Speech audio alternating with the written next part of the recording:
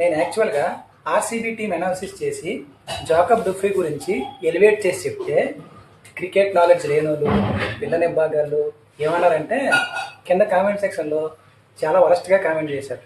అయితే నిన్న ఇండియాకి న్యూజిలాండ్కి మధ్య ఫస్ట్ T20 జరిగింది. ఇండియా 238 రన్లు చేసింది. న్యూజిలాండ్ తరఫున 7 బౌలర్లు బౌలింగ్ చేశారు.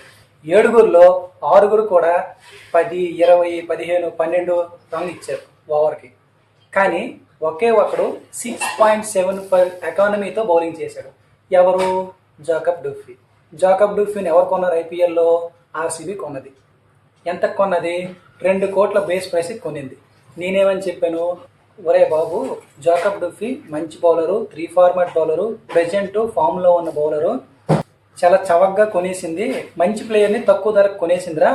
ఒకవేళ జాకబ్ డుఫ్రీ, భువనేశ్వర్ కుమార్, హేజిల్వుడ్ కనుక పవర్ ప్లేలో బౌలింగ్ చేస్తే అవతల టీంకి ముప్పు తిప్పలేని బాల్ కూడా ముట్టలేదని చెప్పాను.